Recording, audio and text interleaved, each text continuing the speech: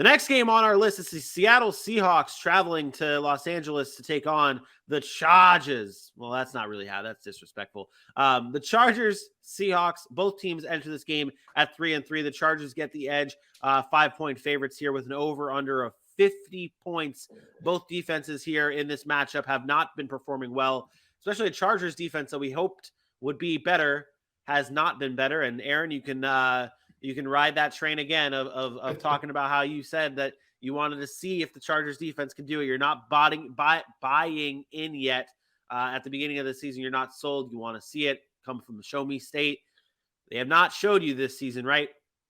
Yeah, no, bottom 10 in run defense, which is what their weakness was last year. And I wish AJ was here today. And I know he's dealing with a lot. Shout out, prayers up for AJ. But I did tell him, I'm from the show me state. You got to show me that the names match the production, and the Chargers defense haven't lived up to it. Derwin James, Joey Bosa, Khalil Mack, great. Drew Tranquil, great. All these there, whatever. I don't know. They go sign J.C. Jackson, Sebastian Joseph, like all great names. But show me on the field that you can produce. And week after week after week for the past forever, they've fallen short defensively. And this is the problem I have with the Chargers. Brandon Staley is supposed to be a defensive-minded guy. It bothers me so much that he doesn't have this defense locked in. You are a defensive-minded guy. If anything is supposed to work on this team, it's supposed to be the defense. And right now, they are a shortcoming of this squad. So, yeah, I have serious doubts about their defense, but they're playing the Seahawks. And the Seahawks are kind of this team that we still don't feel is very great, but they do have – their offense has been playing pretty well. So maybe they do give the Chargers some trouble here. But I also want to point this out. And this is on the offensive side for the Chargers. When do we stop putting Justin Herbert on a pedestal? I've been wondering that same thing for last year. Yeah. Supposed to be the MVP. And Sherm, if you're watching still, you're supposed to be the MVP. This year, Chargers are going to the Super Bowl. Supposed to be the MVP.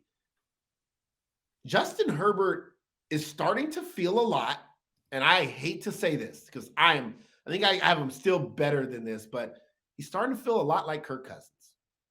A lot of hollow, a lot of emptiness in his stats, puts up great numbers, but at the end of the day, doesn't win. And if you look at how he does it, it's phenomenal. It's more electric than a Kirk Cousins. Electric, I get it, because he plays for the Chargers. You like that? But at the end of the day, he doesn't really win all that much. Like, I mean, he's 4-2 now, so good on them. But if you look at his record as a quarterback in his career, he's 19-19. He's a 500 quarterback. What is special about that? On one hand, we praise Jimmy Garoppolo and all these guys for winning, but then we're going to praise Justin Herbert for being average. You know what Kirk Cousins' career record is? 64-60, about 500. Like, that's what Kirk Cousins is with a lot of great numbers. So I still think Justin Herbert's better. I think that ceiling is much higher. But we have to pump the brakes on putting him in the same breath, the same category, the same sentence, or even the same conversations as Josh Allen, Aaron Rodgers, Patrick Mahomes. And I include Josh Allen, who hasn't won Super Bowls, but he's won. His records, he wins games, regardless of when those things are. We have to pump the brakes seriously on Justin Herbert and the amount of praise we've been giving him over the past 3 seasons.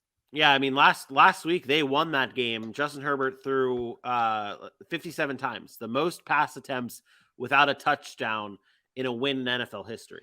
So he's not. It has not been good. I mean, the wide receivers though for the Chargers are banged up, but like you said, it's the pedestal that he's on, and if we're putting him up there, he's got to make everyone else. He's got to make everyone else. Mike Williams. No, but that's what I'm saying. He's got Mike Williams, and also he has to make everyone else better around him. That's what we talk about with these high praised quarterbacks. Even for me being a Jaguars fan, like I look at Trevor Lawrence, I'm like, okay, at some point we have to stop saying, okay, the hope is like obviously I'm not out on him and I'm not out on Trevor or Justin Herbert, but at some point you have to look at yourself in the mirror and say, okay, I have these expectations. I'm put up on this level. I have to make everyone else around me get to that next level too, because that's what great quarterbacks do. Talk about Patrick Mahomes. He's making Mecole Hardman, Juju Smith-Schuster, Marquez Valdez-Scantling, Justin Forston, or whatever his name, like these type of names. Can you stop disrespecting Georgia players? It's Jody Fortson. Jody Fortson, that's it. Sorry, dog. Jesus. Sorry. You just don't like Georgia. I don't. Didn't want to come. You didn't want to come live here. Didn't want to. No, okay. Didn't want to work. Okay. Roll Tide. But it's just one of those things that you have to make the players around you better. He is without Josh Palmer. He is without Keenan Allen, and maybe that makes a difference. But Josh Palmer's played every game. He just got hurt last game.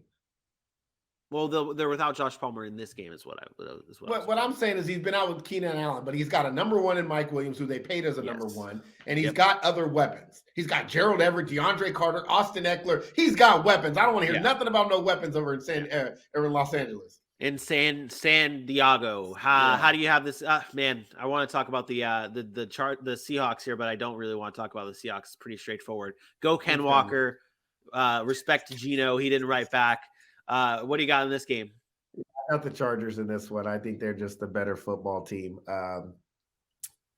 I think they'll score enough points, and I don't think Seattle will score enough points. That's right. Put some respect on Jody's name. That's that boy right here. Shout out Valdosta State Blazers. You know what it is. Damn. Yeah, Chargers win 27-17. I got the Chargers here as well. 34-24 high-scoring game here. Defense doesn't look that great for the Chargers still, though. I think Geno Smith has a good day, but fall at the end, 34-24 to the Chargers.